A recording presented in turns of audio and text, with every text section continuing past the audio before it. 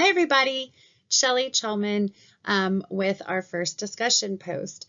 So our discussion is, why is Western civilization still relevant today? So one of the first things I read was the On Power book, and I actually read the foreword that was written by Dennis Brogan.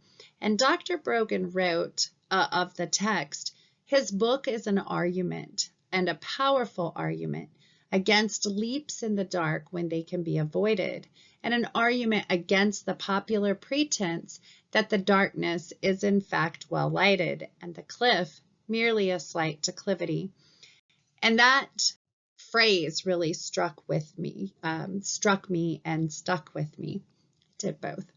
The previous line in Brogan's foreword was meant to explain why the book was written, but it can also, to me, be used to illustrate why learning about Western civilization is important even today, approximately 60 years after those words were written. Bradley Birzer, in his article, What Exactly is the West, wrote about how the politically correct movement emerged in the United States around the 1980s, so about 40 years ago.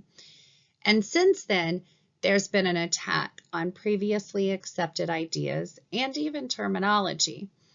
That attack included the past in the form of the emergence of revisionist history.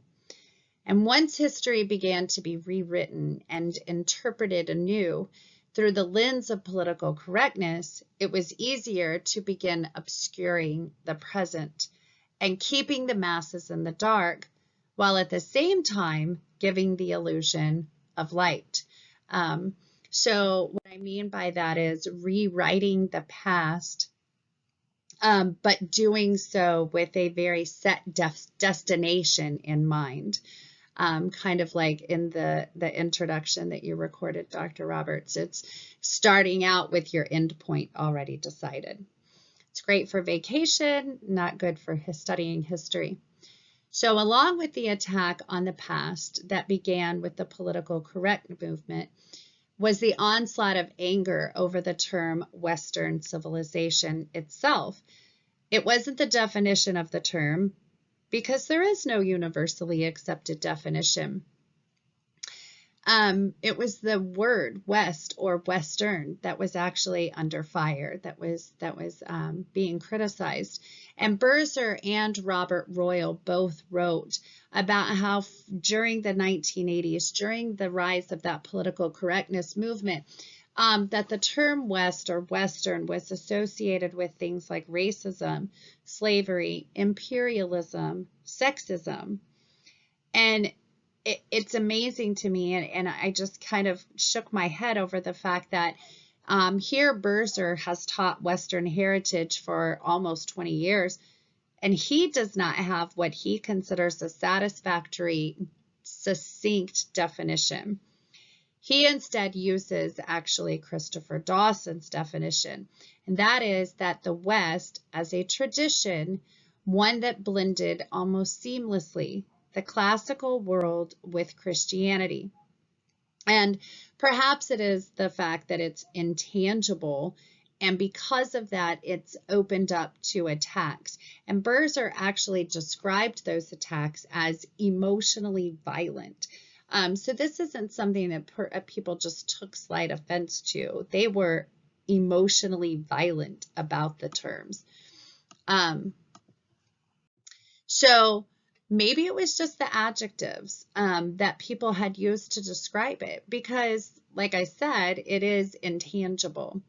When I was reading the rest of Birzer's article, and he was writing about Leonidas and the 300, terms like defiance, unshakable courage, patriotism, and sacrifice are what came to mind. And what Birzer wrote was, if this was the beginning of the West was born in sacrifice, justice, and resistance. Those are the kinds of words that could easily inflame members of the politically correct movement. How could people find pride in their country's past, in men for us, like George Washington or Thomas Jefferson, didn't we know that those men were flawed? That they owned slaves? And they didn't give women the right to vote as soon as the British left the shores of America.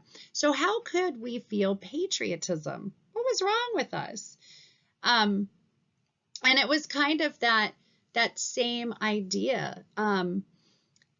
They just wanted to be able to rewrite the past. They wanted to be able to take that away from people. That it was, if we do feel patriotism, just as the term Western civilization inflames people who love political correctness, then certainly the idea of flag waving or the pledge is definitely going to unhinge them.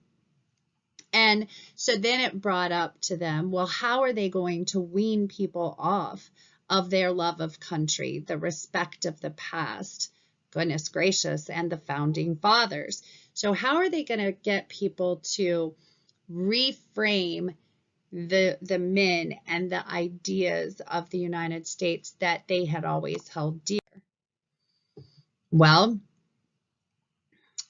as Lawrence Birkin observed in What is Western Civilization, essentially he said that civilization has become a football in the struggle between conservative forces and political hegemony, and the breakaway forces of cultural pluralism.